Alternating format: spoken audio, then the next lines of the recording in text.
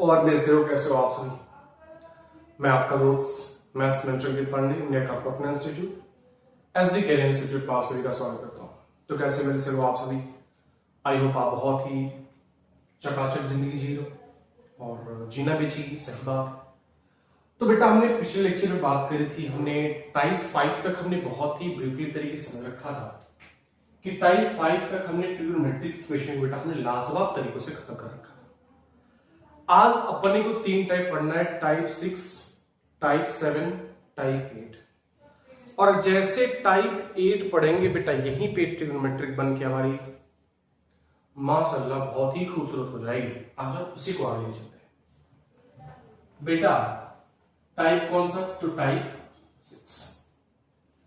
Type 6 का हमने नाम दिया था function using range. Function using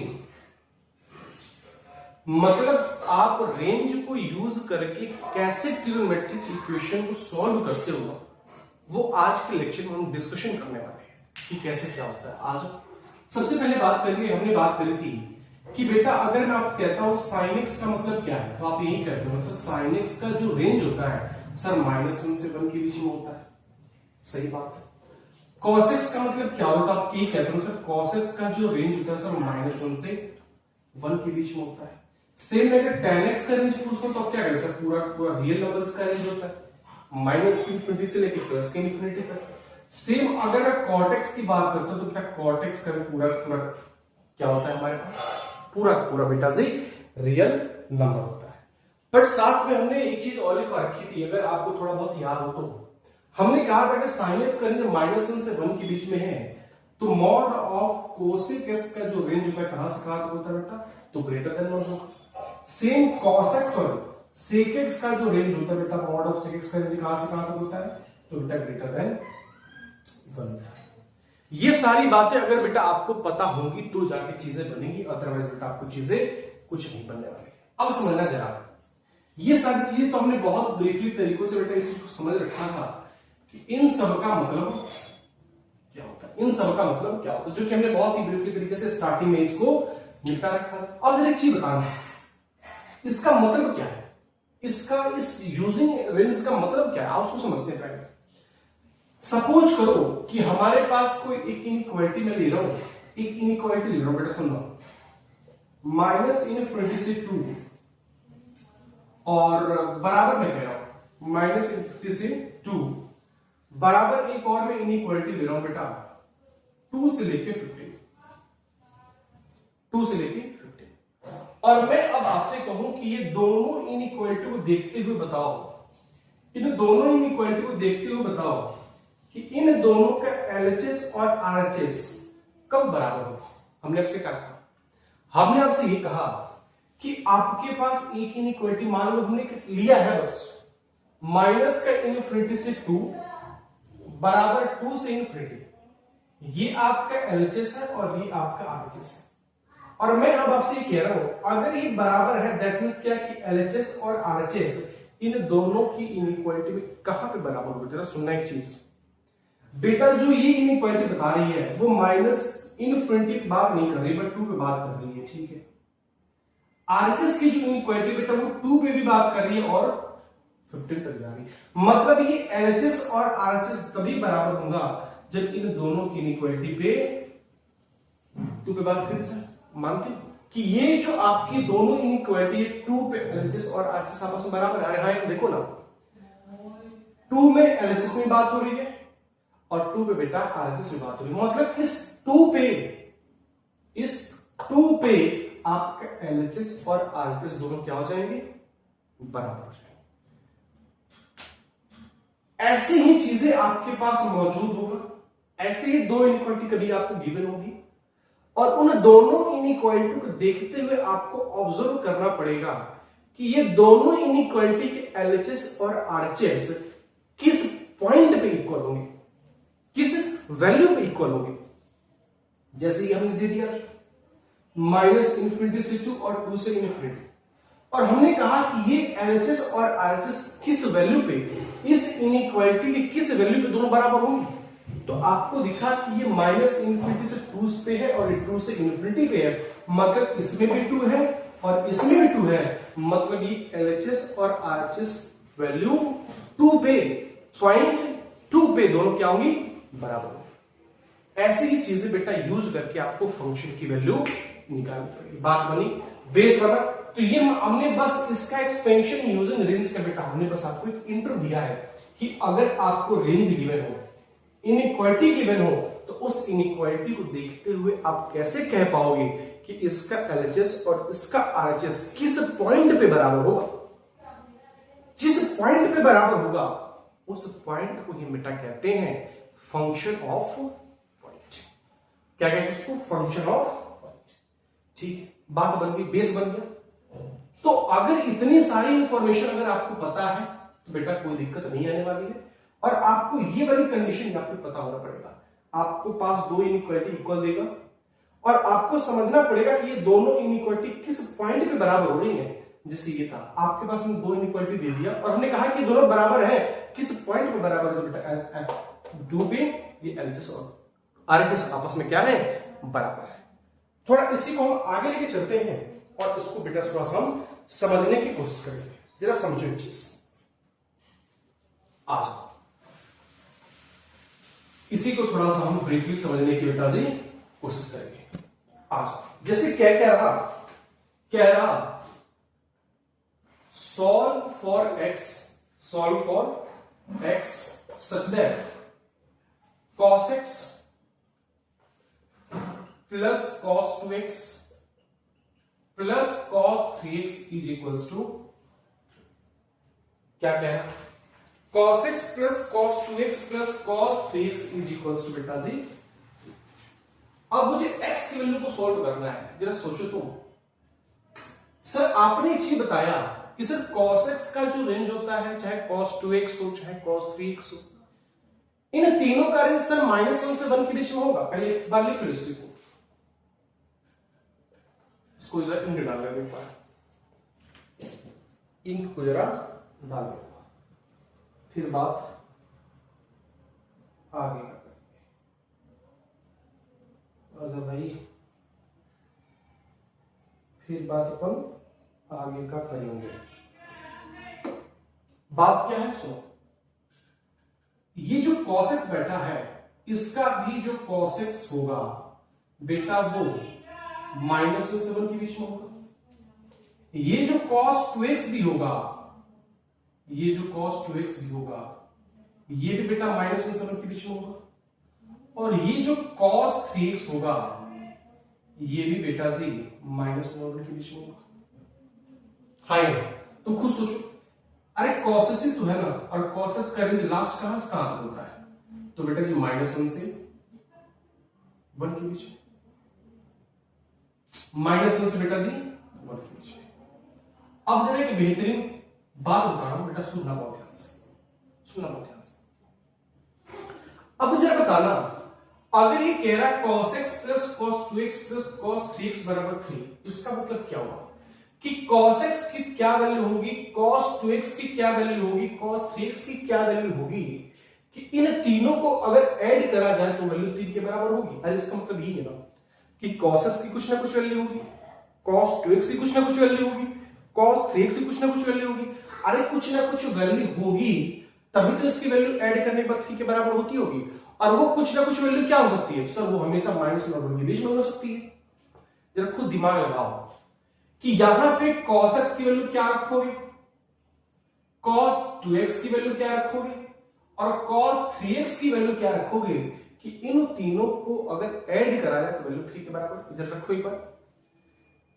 but -1 और 1 के बीच में रखना है, ज्यादा नहीं रखना, 2 1 0 ऐसा नहीं रखना, आपको -1 और 1 के बीच में रखना है। जरा सोचो, रखो सर -1 -3 होता है भाई साहब, 0 1 1 2 होता है सर 1 0 0 1 होता है सर। अरे नहीं सर, मतलब सर अगर इसको 3 बनना है तो cos x को सर 1 बनना पड़ेगा, cos 2x को भी 1 बनना पड़ेगा, cos 3x को भी 1 बनना पड़ेगा। इसके अलावा कोई चारा नहीं है, जिसकी वैल्यू रखो और उन तीनों को ऐड करो तो 3 के बराबर होंगे।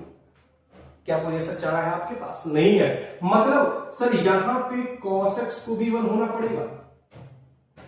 अरे बात बनी, यहां पे cos x को भी 1 बनना पड़ेगा। सर यहां पे cos 2x को भी 1 होना पड़ेगा, और सर यहां पे भी cos 3x को भी 1। क्या बात बनी?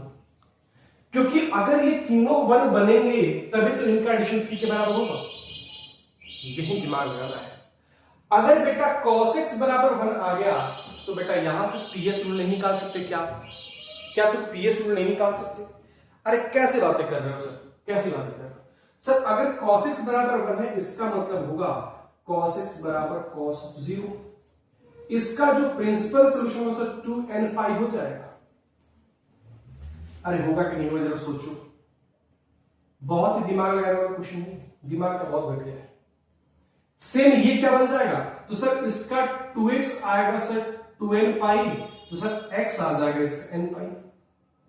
हाँ ना, आ जाएगा। सर cos 3x 1 है तो 3x बराबर सर 2n पाई आ जाएगा, और x की value sir 2n pi upon 3 आ जाएगा। अरे हाँ या ना बताओ जरा। आपसे क्या पूछा था कि सॉल्व फॉर x, तो x की वैल्यू क्या आ गई?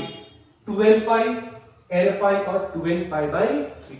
अब सुनो एक बात, आप इसको लिख सकते हो कि x की वैल्यू क्या क्या आ गई?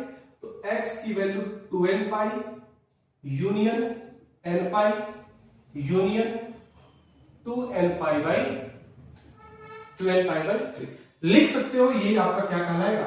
आंसर कहलाएगा। बट बेटा आपको जेई वाला ऐसा आंसर नहीं देगा। आपका आंसर आ चुका है बट आपको आंसर ऐसा नहीं देगा। कैसा देगा उसको समझना। कैसा देगा? आप इसको क्योंकि एक साथ लिखना है तो आप 2n pi union n pi union 2n pi by 3 लिख सकते, कोई दिक्कत वाली बात नहीं। ये आपका आंसर है, मैं बोल रहा हूं यही आपका, क्योंकि x की वैल्यू निकाली तो जो हमने निकाल लिया। हाँ यार, तो बेटा ये कंसेप्ट चमकना चाहिए दिमाग के अंदर। अब सुनना, आप इसके आंसर को यूनियन के तौर पे भी लिख सकते हो, बट आपका बेटा आंसर ऑप्शन में यूनियन में नहीं देगा। किसमें देगा उसको समझना। इसको जरा सिंप्लीफाई करते हैं और देखते हैं क्या बनता है। जरा n की वैल्यू सब में होल नंबर रखो बेटा, सब में होल नंबर रखो एक बार। तो जब होल नंबर रखोगे तो बेटा ये x क्या बनाएगा? 0 बनाएगा। 1 रखोगे तो 2 पाई बनाएगा, 2 रखोगे तो 4 पाई बनाएगा, 3 रखोगे तो 6 पाई बनाएगा। ये सारी डॉट डॉट बनाते चली जाएगी। चलो इसको यही ऑब्जर्वेशन के तौर पे छोड़ दो, इसको ऐसे ही बेटा जी ऑब्जर्वेशन के तौर पे इसको ऐसे ही डॉट डॉट चलते हैं। फिर आगे 6 पाई 8 पाई 10 पे कुछ ऐसे करके जाएगा। जरा इसमें होल नंबर पुट करते तो एक्स की क्या क्या आएगा बेटा? एक तो 0 आ जाएगा, एक पाई आ जाएगा, एक 2 पाई आ जाएगा, एक 3 पाई आ जाएगा, एक 4 पाई आ जाएगा। मतलब इसमें ये जितनी वैल्यू आ रही है वो इसके अंदर ये वाली मौजूद है कि नहीं? देखो जरा, ये वाली जितनी वैल्यू आएगी पहले x बराबर 2n पाई में जितनी वैल्यू आएगी वो सारी की सारी वैल्यू बेटा n पाई में मौजूद है कि नहीं है? बस यही खेलेगा आपसे, यही खेलेगा। ये वाली पूरी वैल्यू इसके अंदर है कि नहीं है? है ना? अब इस पे आ जाओ। अब इसमें जब रखोगे तो x वैल्यू क्या आ जाएगी बेटा? 0 आ जाएगी। 1 रखोगे तो 2 पाई बाई 3 आ जाएगी, 3 रखोगे तो क्या आ जाएगा? 2 पाई आ जाएगा। अरे हाँ देखो जरा, आ जाएगा कि नहीं आएगा? मतलब देखो ये वाली जो वैल्यू है इसके अंदर भी देखो 0 2 पाई 0 2 पाई 4 पाई भी आएगा। मतलब ये वैल्यू इसके अंदर भी है और यही वैल्यू बेटा इसके अंदर भी है। तो एक बार बताओ ना, जब ये वैल्यू इसके अंदर है और यही वैल्यू बेटा इसके अंदर है तो इसको लिखने की कोई जरूरत नहीं है। तो इसका फाइनल आंसर क्या आ जाएगा? इसका बेटा यहां पर आंसर करोगे, इसका फाइनल आंसर क्या आ जाएगा? इसका फाइनल आंसर, क्योंकि ये वाला इसके अंदर ही मौजूद है, इस वाला इसके अंदर, तो इसको बेटा लिखने की कोई जरूरत नहीं है। आपसे ऑप्शन में कैसे देगा? तो x such that n pi union 2 n pi by, और यही क्या हो जाएगा इसका। अगर तुमने इसको नहीं समझा तो फिर क्या कहोगे, सर 2n पाई तो है ही नहीं। अरे बेटा 2n पाई इसके अंदर भी मौजूद है और 2n पाई इसके अंदर भी मौजूद है, तो इसको लिखने की कोई जरूरत नहीं है। तो इसको और इसको लिख दो, क्योंकि इसको लिखोगे तो ये भी आ गया, इसको लिखोगे तो बेटा ये भी आ गया। अब तुम कहोगे सर ये 2π/3 नहीं है, तो इस करके हमने इसको भी ऐड करा है, क्योंकि ये वाला टर्म किसी में मौजूद नहीं है, जब नहीं है तो उसको लिखना पड़ेगा। तो बस आंसर हमने कहा कि जो पिछला वाला आंसर था वो भी करेक्ट था और ये वाला आंसर था ये भी करेक्ट है, बट ये वाला आंसर आपका जेई अप्रोच देगा, ऑप्शन में देगा, ये देगा, बट आप ढूंढ क्या पा रहे हो, 2n पाई यूनियन n पाई यूनियन 2n पाई/3। आपने ये ढूंढा है, बट आंसर क्या होगा, ऑप्शन में ये होगा। वो भी आंसर सही है, बट आंसर थोड़ा सा और सॉल्व करके उसने ये दे रखा है। तो आप क्या कहोगे, सर सारा का सारा तो बट 2n पाई नहीं है, सर 2n पाई मतलब आंसर गलत। और वहीं जैसे गलत करोगे तो बेटा आपका क्वेश्चन भी क्या हो जाएगा, गलत हो जाएगा। तो सबसे पहले यहां पे एक वैल्यू रख के चेक कर लो कि देखो ये चीज इसके अंदर भी है और ये चीज इसके अंदर भी है, तो इसको लिखने की जरूरत नहीं, क्योंकि ये और ये दोनों में प्रेजेंट है और तुम इन्हीं दोनों को लिख लो, तो ये भी उसी में आ जाएगा। लिख डालो बेटा फटाक से इसको।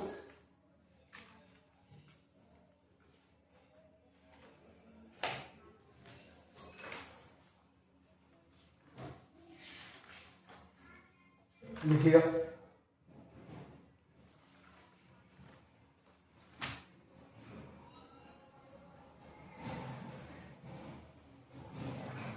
लिख लिया क्या?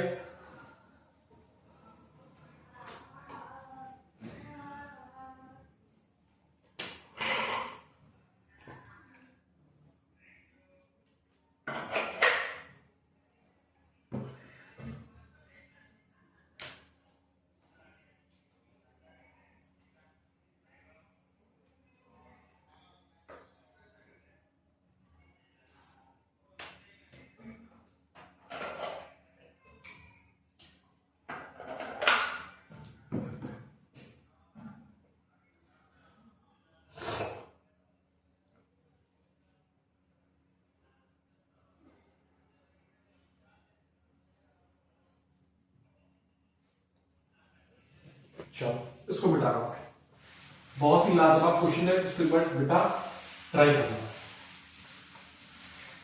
नेक्स्ट क्वेश्चन थोड़ा सा मैं हिंट देके आपको दूंगा सॉल्व करने के लिए, आप मेरे को बताओगे कि इसका आंसर कितना आएगा। क्वेश्चन लिख लेना। देखो ये मार्कर खत्म हो गया, बड़ी तकलीफ है यार, नहीं तो तकलीफ है बेटा।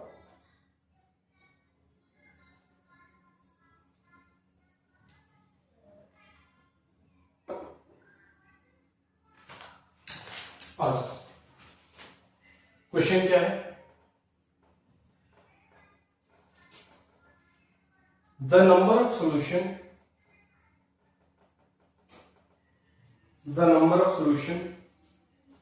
of the equation sin के पावर 7x प्लस cos के power 7x is equals to 1, comma x belongs to 0 से 4 पाई, x बिलोंग्स टू 0 से 4 पाई इज डैश इज। अब सुनो, आपके पास मैं हिंट दे रहा हूं, बस ये हिंट समझ लेना। बस हिंट क्या है कि आपके पास एक इक्वेशन दे रखा है sin के पावर 7x प्लस cos के पावर 7x बराबर 1। अब तो अपने दिमाग के अंदर सोचो कि sin और cos की वैल्यू में क्या क्या रख सकता हूं ताकि वैल्यू 1 बनेगा। सोचो, तो दिमाग में यही आ रहा है सर दो केस बनेंगे, क्योंकि मुझे पता है कि सर जो sin x होता है कहां से कहां तक लाई करता है, -1 से 1 लाई करता है, और cos x कहां से कहां तक लाई करता है, तो ये भी -1 से। तो सर अगर sin के पावर 7x प्लस cos के पावर 7x बराबर 1 है, तो सर इसके दो केस बनेंगे कि सर या तो एक बार sin x 0 हो जाए तो cos x 1 हो जाए, और दूसरा केस क्या है बेटा कि एक बार sin x 1 हो जाए और cos x एक बार 0 हो जाए। अब बताओ क्या पॉसिबिलिटी नहीं है? अब तुमको चीजें बन के आ गई क्या? अगर sin x बराबर 0 तो x का सोल्यूशन लिख लो, cos x बराबर 1 है तो इसका भी x का सोल्यूशन देख लो, और दोनों में देख लो इंटरसेक्शन क्या है, वही उसकी x की वैल्यू हो जाएगी। बस बात खत्म। किसके किसके बीच में, 0 से 4 पाई के बीच में, बस बात खत्म। तो इसके बाद आप सॉल्व करना, और इसका आंसर मेरे को कमेंट में आप बताना। इसका आंसर मेरे को आप कमेंट में बताओ, लिख डालो।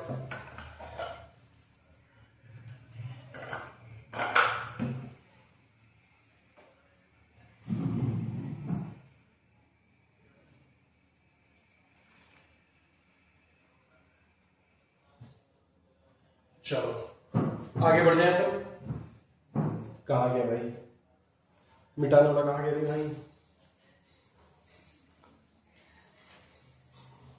कहा गया आ गया अपन, ये रहा। ठीक, इसको ट्राई करना, बस वही बात है, किसके रेंज में चेक करना है। sin x बराबर 0 और cos x बराबर 1 है, तो x की वो वैल्यू लेना, x की वो वैल्यू लेना जहां पे cos x भी 1 हो जाए और sin x 0 हो जाए। यहां पे x का वो वाला पार्ट लेना जहां पे sin x 1 हो जाए और cos x 0 हो जाए। बस बात करो, 0 से 4 पाई के बीच में। ठीक, चलो आगे बढ़ते हैं। अब थोड़ा सा बात करेंगे बेटा टाइप 7 के बारे में। किसके बारे में जिक्र करेंगे, थोड़ा सा टाइप 7 के बारे में। टाइप 7 क्या कहता है, सुनना बहुत ध्यान से। टाइप 7 ये कहता है equation of the trigonometric, equation of trigonometric fx बराबर रूट ऑफ, अगर आपके पास ट्रिगोनोमेट्रिक इक्वेशन देखने में कैसा हो, fx बराबर 5x टाइप का होगा।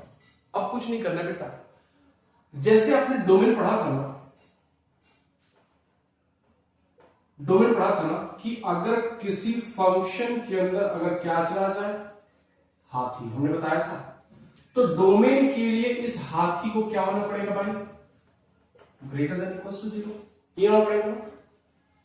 अगर हाथी ग्रेटर देन इक्वल टू 0 है तो इसका मतलब क्या हुआ कि जो fx होगा वो भी ग्रेटर देन इक्वल टू 0 होगा। हाँ यार, वही काम करना है। काम क्या करना है कि अगर ट्रिगोनोमेट्रिक इक्वेशन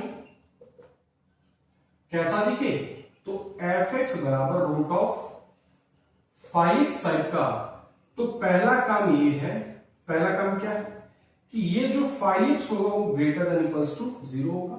अगर ये ग्रेटर देन इक्वल्स टू 0 है तो जो वैल्यू बन के आएगी वो भी ग्रेटर देन 0 होगा, मतलब जो fx होगा वो भी क्या होगा, ग्रेटर देन इक्वल्स टू 0 होगा। अरे जब इसके अंदर वाली चीज ग्रेटर देन इक्वल्स टू 0 है, ग्रेटर देन इक्वल्स टू 0 है, तो जो fx की वैल्यू आएगी वो भी तो fx या तो ग्रेटर होगा 0 से या तो उसके बराबर होगा। तो ये पहला कंडीशन है कि अगर आपके पास ट्रिग्नोमेट्रिक इक्वेशन ऐसा दिख रहा तो सबसे पहले उसके अंदर जो हाथी बैठी है उसको ग्रेटर देन इक्वल टू 0 कर दो, और जो फंक्शन है उसको ग्रेटर देन इक्वल टू 0 कर दो। मतलब दो काम करना पड़ेगा, एक उसके अंदर की चीज को ग्रेटर देन इक्वल टू 0 और एक उसके बाहर वाली चीज को ग्रेटर देन इक्वल टू।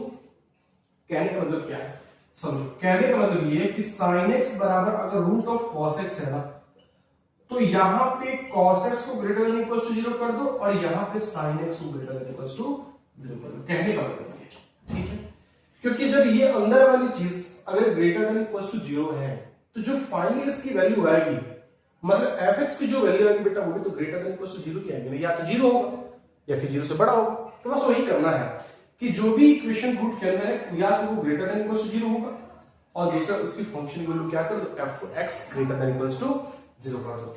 ये हमारा बेटा पहला स्टेप होगा। क्या होगा, तो ये हमारा बेटा पहला स्टेप। दूसरा स्टेप क्या होगा, इसका स्टेप सुन, ये तो स्टेप फर्स्ट था और यहां बेटा मैं स्टेप सेकंड लिखा हूं। स्टेप सेकंड क्या होगा, अगर fx बराबर रूट ऑफ 5x है तो बेटा सेकंड स्टेप कहता है कि fx का होल स्क्वायर जो होगा वो 5x के बराबर। जो f x the whole square है उसको क्या करो 5x के बराबर। बस इतना ही होता है। यही दो स्टेप फॉलो करोगे चीजें बन के बेटा आपके सामने आ जाएंगी। यही क्या आ जाएंगी तो आपके सामने बेटा बन के आ जाएंगी। पहला स्टेप क्या है, अगर एफ एक्स बराबर समथिंग है तो something greater than equal to 0 और f x greater than equal to 0 कर दो। दूसरा क्या है कि एफ एक्स रूट के अंदर है तो रूट उधर है इधर स्क्वायर कर दो और वहां से आप इनइक्वालिटी सॉल्व कर लो। तो ये अपना कहता है रूट सॉरी टाइप ऑफ 7 कि अगर कोई फंक्शन रूट के अंदर दे रखा है ट्रिग्नोमेट्रिक इक्वेशन तो जो अंदर वाली चीज है उसको ग्रेटर देन इक्वल टू 0 कर दो, जो बाहर वाली चीज है उसको ग्रेटर देन इक्वल टू 0 कर दो, जो कि हमने कर दिया।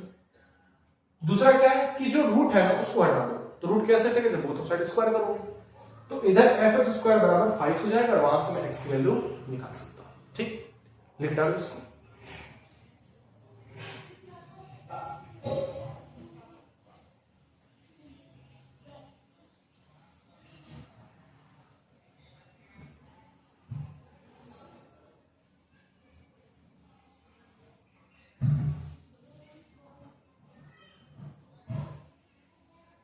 हो गया, मिटा दो।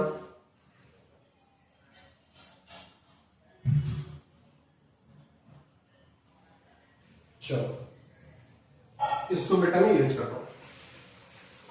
आओ क्वेश्चन ऊपर चलते हैं।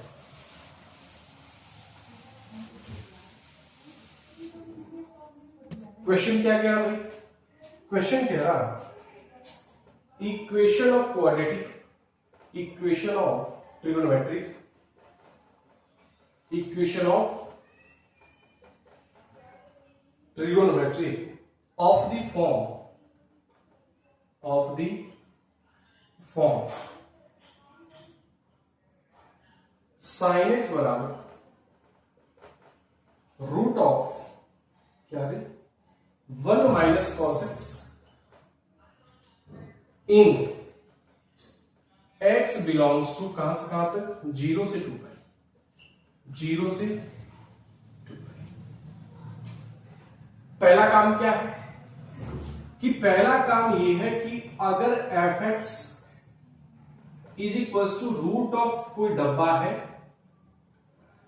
तो इस डब्बा को भी क्या कर दो ग्रेटर देन इक्वल टू 0 कर दो और इस एफ एक्स को भी ग्रेटर देन इक्वल टू 0 तो कर दो। तो 1 minus cos x greater than equal to 0 तो ये क्या हो जाएगा 2 sine square x by 2 greater than equal to 0 है ना।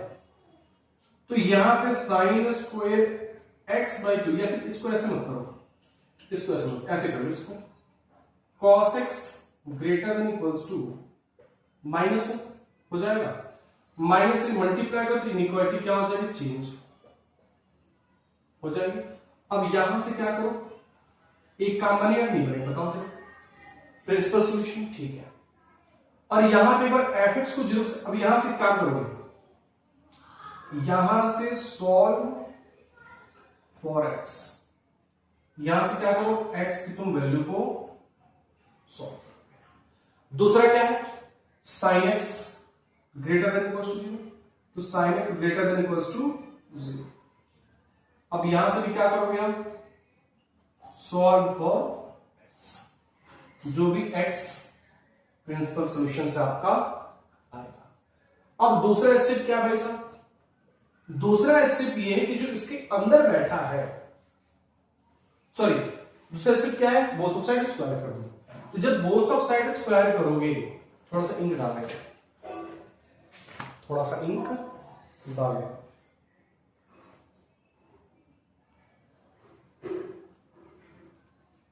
जब तुम अच्छा तुम ट्राई कर तो इंक डालता हूं मैं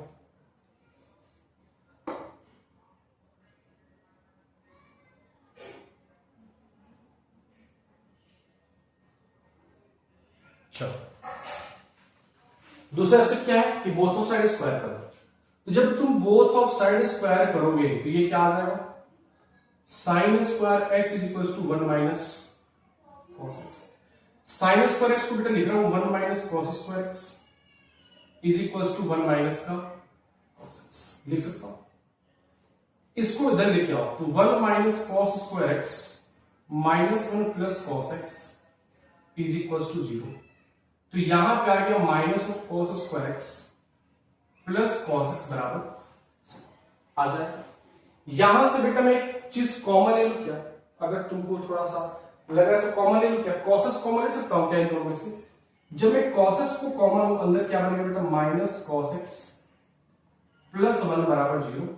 तो यहां से दो चीज आएगी, एक तो cos एक्स बराबर 0 और दूसरा क्या आ जाएगा तो cos x बराबर का 1/, cos x बराबर क्या आ जाएगा 1। और जैसे cos x बराबर 0 आया, cos x बराबर 1 आया, तो बेटा आपको एक चीज पता है कि इसका जो सॉल्यूशन होगा क्या होगा। 0 मतलब क्या, 0 मतलब क्या भाई, 0 मतलब क्या π/2। तो जो x की वैल्यू आएगी वो क्या आएगी π/2, 3π/2 ऑल ऑफ देता है, बट 2π के अंदर ही रहना है। अगर cos x बराबर 0 है तो इसके लिए क्या क्या आ सकता है पॉसिबिलिटी, 0 आ सकता है, 2π आ सकता है, अरे यही तो आ सकता है ना, यहां से क्या क्या आ जाएगा 0 आ सकता है, 2π आ सकता है, कुछ और आएगा नहीं, क्योंकि 0 से 2π के बीच में बात करनी है। अब तुमको एक काम करना होगा कि यहां से जो तुमने x फाइंड करा है और जो यहां से तुमने x फाइंड करा है, उन दोनों में से कंपेयर करो कि 0 और 2π के बीच, 0 और 2π के बीच इनमें से कौन सा सॉल्यूशन आपका दोनों में आ रहा है। जो दोनों में आएगा वही इसका क्या हो जाएगा बेटा x की वैल्यू हो जाएगी, वही क्या हो जाएगा x की, मतलब यहां से जो निकालोगे और यहां से जो निकालोगे लास्ट में उन दोनों क्या कर लेना इंटरसेक्शन। मतलब ये जो चीज है, मतलब इनमें से कोई भी चीज आपस में इंटरसेक्ट कर रही होंगी, और जो इंटरसेक्ट कर रहे होंगे ना वही क्या हो जाएगा, तो इस इक्वेशन का बेटा सॉल्यूशन हो जाएंगे, इस इक्वेशन क्या हो जाएंगे सॉल्यूशन हो जाएंगे। उस बात का आपके पास ने एक जिम्मेदारी दिया है कि यहां से x निकाल लो, सॉल्व फॉर x, और यहां से सॉल्व फॉर x निकाल लो, और लास्ट में चेक कर लो। या फिर सबसे इजी तरीका बताओ मैं तुमको, यहां से तुमको x निकालने की जरूरत नहीं है, काम करो x बराबर π/2 दोनों में चेक करो कौन सा सेटिस्फाइड करना, जो सेटिस्फाई करो वही है इसका आंसर। एक बार π/2 रखो, 3π/2 रखो, 5/2 ज्यादा हो जाएगा, एक बार π/2 रखो, एक बार 3π/2 रखो, एक बार 0 रखो, एक बार 2π रखो, एक एक करके रखो। एक बार दोनों में π/2 रखो, अगर दोनों कंडीशन को π/2 सेटिस्फाइड कर रहा मतलब cos π/2 मतलब 0 और 0 लेस देन 1 ये सेटिस्फाइड कर रहा है। सेम इस पे रखो 0 बराबर 0 ये भी सेटिस्फाइड कर रहा है, मतलब सॉरी π/2 मतलब 1 और 1 ग्रेटर देन 0 सेटिस्फाइड कर रहा है, मतलब ये π/2 इन दोनों में सेटिस्फाइड कर रहा है। सेम 3π/2 चेक करो इन दोनों में, फिर 0 चेक करो, फिर एक बार 2π चेक करो। यहां पर तो π/2 सेटिस्फाइड कर दिया, तो एक तो वैल्यू मिल गई कि x की जो वैल्यू है एक तो π/2 है, वैसे एक बार 3π/2 चेक करो, एक बार 0 चेक करो, एक बार 2π चेक करो। तुम यहां मत निकालो, ज्यादा लंबा चौड़ा मत करो, जो यहां से वैल्यू आ गई उसको इसके भी सेटिस्फाइड करो। अगर ये दोनों सेटिस्फाइड हो गई तो चीजें अच्छी, जैसे हमने चेक करा था पहले, क्या चेक करा π/2, तो cos π/2 0 होता है, 0 लेस देन 1 सेटिस्फाइड। फिर यहां π/2 रखो, π/2 sin π/2 की वैल्यू कितनी थी 1 और 1 ग्रेटर देन 0, बेटा ये दोनों सेटिस्फाइड हो रहा है यहाँ पे जब x तुम π/2 दे रहे हो, तो मतलब एक π/2 आ गया। अब 3 आपका काम चेक कर लो, 3π/2 0 और 2π, जो कर रहा वो अच्छी बात है, जो नहीं कर रहा आंसर नहीं होगा। जैसे पहले तो आगे π/2, एक बार 3π/2 चेक कर लेना, एक बार 0 चेक कर लेना, एक बार 2π चेक कर लेना, बस बात। इसको निकालने की तुमको जरूरत नहीं है, इसको मत निकालो, इसको तो मत निकालो, निकालने की कोई जरूरत नहीं है। और तुम बस बता देना सर x की कितनी वैल्यू आ रही है, कमेंट्स में बता देना सर, सेटिस्फाइड करने के बाद सर x की कितनी वैल्यू आ रही है। एक बार और रिटर्न समझा दे रहा हूं, पहला स्टेप हमने फॉलो करके यहां sin x cos x निकाल लिया, दूसरा स्टेप फॉलो करके बेटा हमने x की वैल्यू निकाली। अब इन सब में से x की वैल्यू क्योंकि 0 से 2π के बीच में जाना था, तो सर ये 0 से 2π के बीच में आ गया अपन, और सर ये π/2 3π/2 0 और 2π इन दोनों में चेक कर लेंगे एक बार कौन सेटिस्फाइड कर रहा, कौन सेटिस्फाइड नहीं कर रहा। जो सेटिस्फाइड कर रहा वो इस इक्वेशन का सॉल्यूशन कहाँ आएगा, सॉल्व हो जाएगा, अदरवाइज बेटा उसका नहीं करना है, उस बात करते।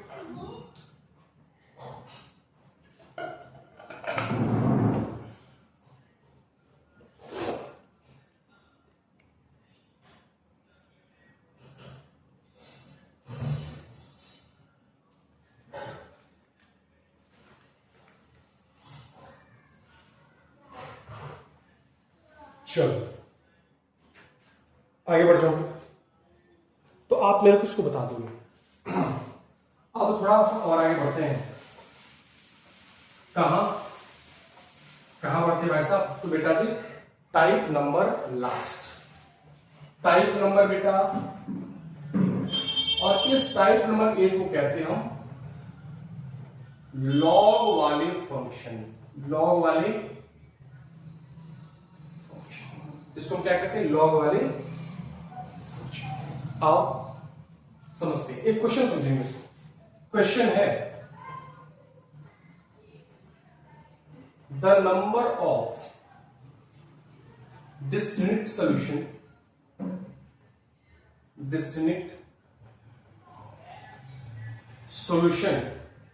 of the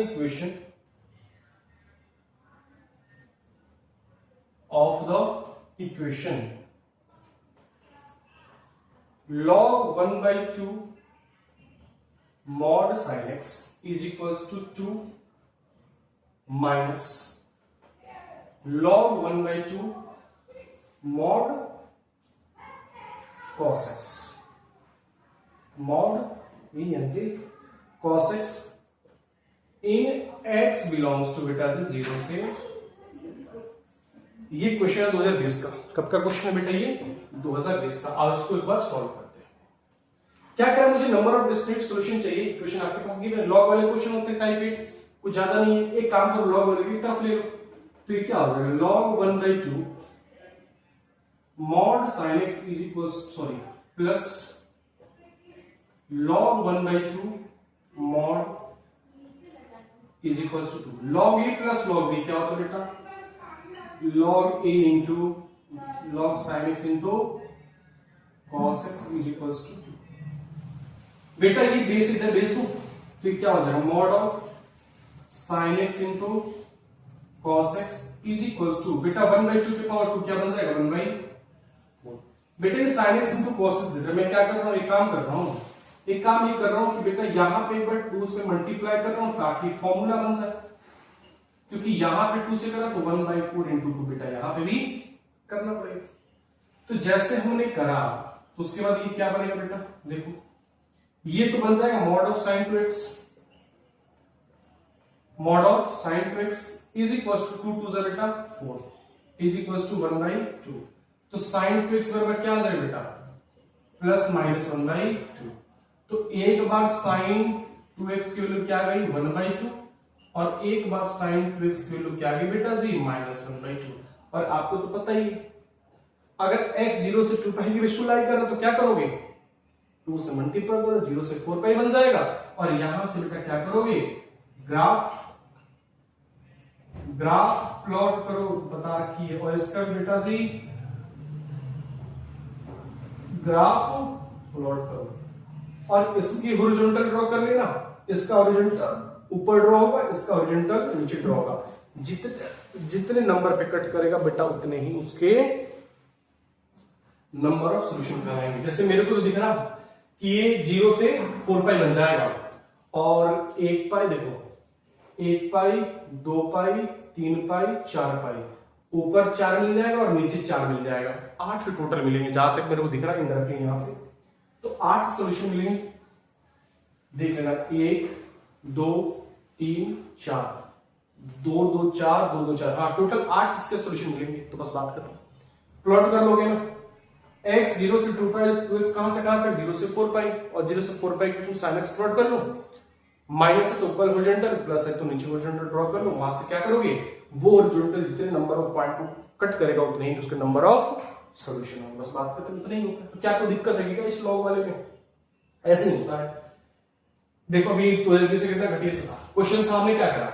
लॉग वाले के एक साथ ही क्यों? क्योंकि log a plus log b बेटा log a into log b होता है, तो वही करा हमने। log a plus log b क्या? log a into b is equals to 2। बेटा बेस इधर आ जाएगा तो 1 by 2 का स्क्वायर 1 by 4 हो जाएगा। बेटा sin x into cos x था, मुझे फॉर्मूला याद है 2 sin theta into cos theta, क्या होता है? sin 2 theta. तो हमने इसको यूज करा तो ये बना is equals to 1 by 2। Mod हटाओगे प्लस माइनस आ गया, एक तो 1 by 2 और एक माइनस 1 by 2, और यहां से क्या करोगे? x की वैल्यू निकालो। ये टाइप 8 है, देखो कितना सा घटिया सा है।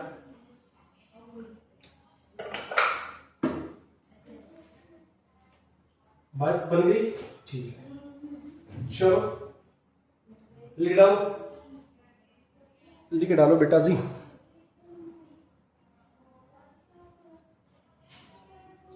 ये टाइप हमारा 8 था, ये टाइप अपना 8 था। क्या कहते हो, आगे बढ़ जाए? आगे बढ़ जाए क्या? चलो मिटा रहा हूं बेटा, इसको समझ गए ना, कोई दिक्कत की बात नहीं है। इसका आंसर को उठाना, जहां तक मेरे को रफली में डायग्राम प्लॉट कर रहा हूं तो 8 दिख रहा मेरे को, और आप बता देना कि 8 आ रहा है कितना आ रहा, ठीक, बता देना मेरे को। चलो नेक्स्ट क्वेश्चन की बात करते हैं। अरे यार मार्कर के कसम से परेशान कर रखा है ये मार्कर मेरे को, ठीक। इसको मेरे को आप बताओगे कि सर इसका 8 है, 7 है, 6 है, कुछ भी आए मेरे को आप बताओगे कि इसका आंसर कितना आएगा। चलो नेक्स्ट क्वेश्चन की बेटा थोड़ा सा हम जिक्र करते हैं। नेक्स्ट क्वेश्चन क्या है? If for x belongs to 0 से π/2 log 10 sin x plus log 10 cos x is equals to -1 and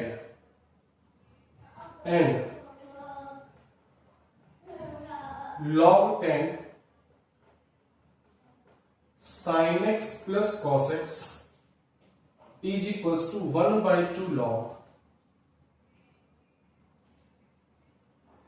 10 n minus 1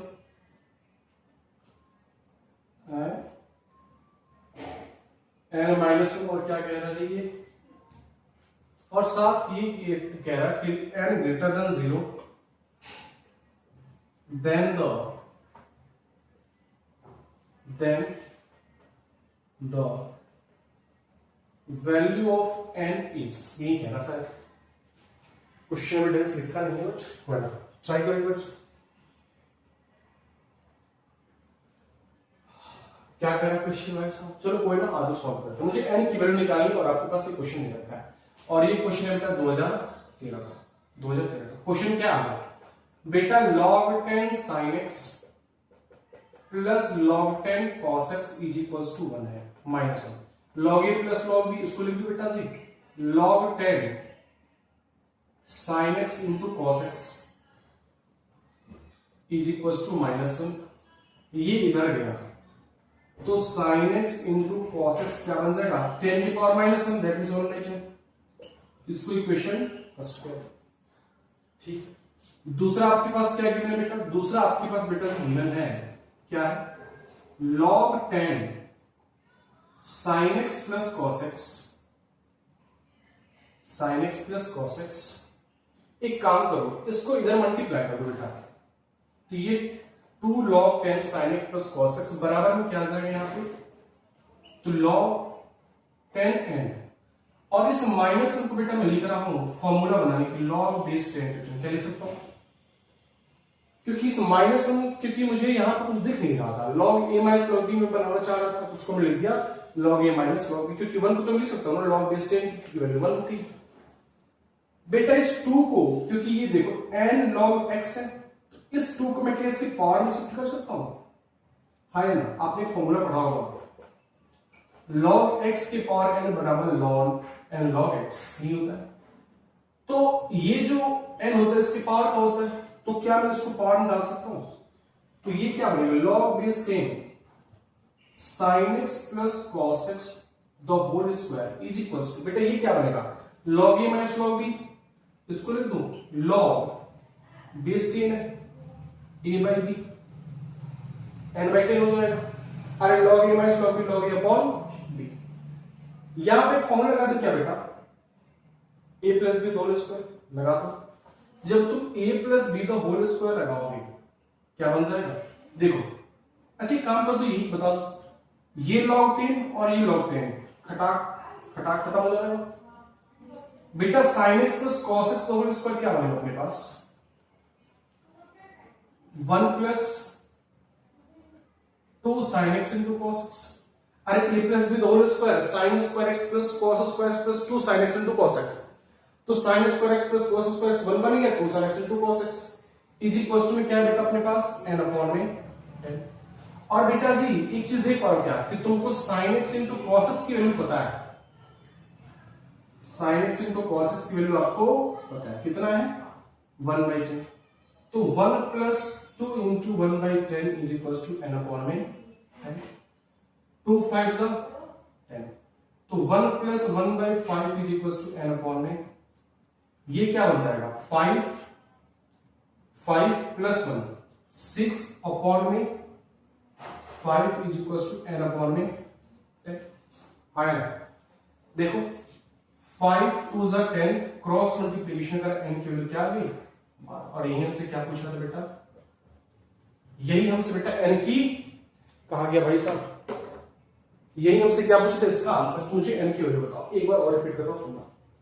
आपके पास x पता था बेटा 0 से π/2 के बीच, log 10 sin x plus log 10 cos x is equals to -1 and something बराबर something था, n बराबर ग्रेटर देन 0 था, तो मुझे n की वैल्यू पता करनी थी।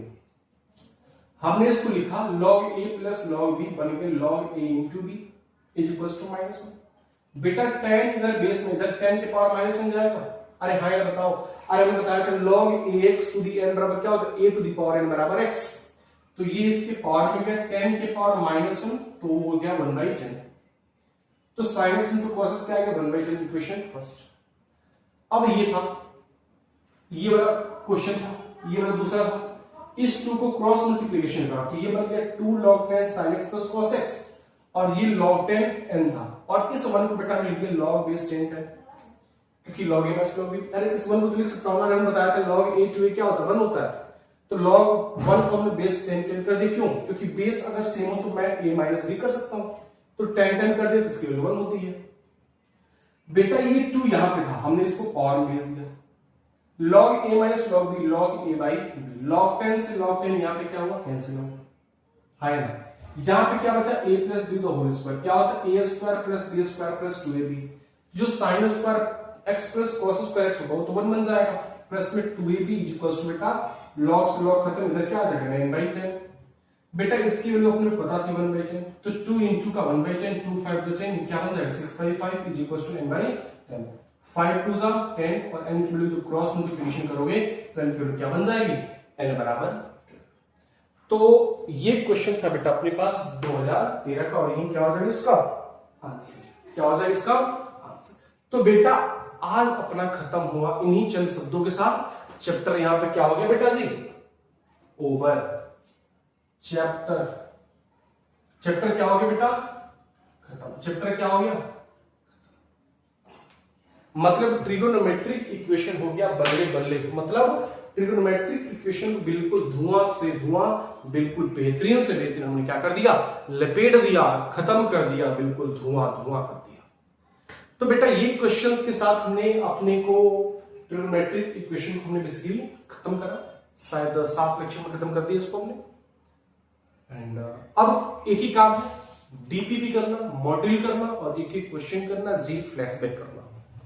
मेंस और एडवांस की एक भी क्वेश्चन ऐसा ना हो जो आपसे छूट जाए, छूट जाएगा उसके लिए मैं बैठा हूं, वरना छोड़ने की कोशिश मत करना, छूटे तभी छोड़ना, बट छोड़ने की कोशिश मत करना, सोचना कि हो जाए। तो बेटा नेक्स्ट बात करेंगे हम सीक्वेंस एंड सीरीज का। एक दिन का हो सकता तो मैं गैप लूंगा क्योंकि आज चैप्टर खत्म हुआ है, तो एक दिन का मैं गैप लूंगा और उस गैप के बाद अपन स्टार्ट करेंगे सीक्वेंस एंड सीरीज, जिसमें मुझे क्या पढ़ना होता है AP GP and HP. 10th class में आपने अर्थमेटिक प्रोग्रेशन पढ़ा होगा, इसमें आपको अर्थमेटिक प्रोग्रेशन पढ़ना है, ज्योमेट्रिक प्रोग्रेशन पढ़ना है और हार्मोनिक प्रोग्रेशन भी पढ़ना है।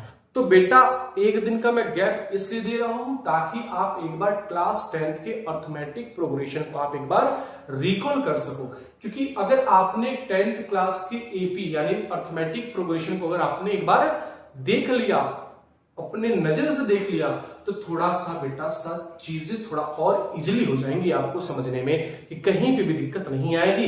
अदरवाइज हो सकता है कि मैं तो दिक्कत आने नहीं दूंगा अपने तरफ से, बट हाँ थोड़ा सा कंफ्यूजन रहता है, उस कंफ्यूजन को बेटा भी तुम दूर कर सकते हो, क्योंकि इस चीज को तुमने क्लास 10th में भी पढ़ रखा है। क्लास 10 से बहुत ही अपर पढ़ेंगे बेटा हम इस क्लास 11th के अंदर। तो मैं आपको एक दिन के लिए गैप दे रहा हूं ताकि आप उस एक बार अर्थमेटिक प्रोग्रेशन को एक बार अपने नजर से देख लो कि कैसे क्या होता है। बात बन गई। तो बेटा आज की क्लास को यही रोकेंगे और मुझे कमेंट में बताना जितने हमने क्वेश्चन दे रखे हैं उसके कमेंट के आंसर बेटा हमको कमेंट सेक्शन के अंदर चाहिए। और बेटा क्लास गैप मत करना, क्लास गैप करोगे चीजें नहीं आएंगी, ठीक। तो आज के लिए बेटा बस इतना ही, एक दिन का गैप दूंगा, उस गैप के अंदर आपको अर्थमेटिक प्रोग्रेशन एक बार रिकॉल करना होगा। और अगले लेक्चर आज कौन सा दिन हो गया, आज फ्राइडे, सैटरडे गैप रहेगा, संडे, मंडे से मैं अपने को सीक्वेंस एंड सीरीज लेके अपन चलेंगे और बहुत ही लाजवाब भाई के तरीके से, जैसे भाई पढ़ाता उस तरीके से लेके चलेंगे। तो बेटा आज के इतना ही, घर पे बैठे रहो, खाते रहो, पीते रहो, खुश रहो। Thank you so much, bye bye, take care.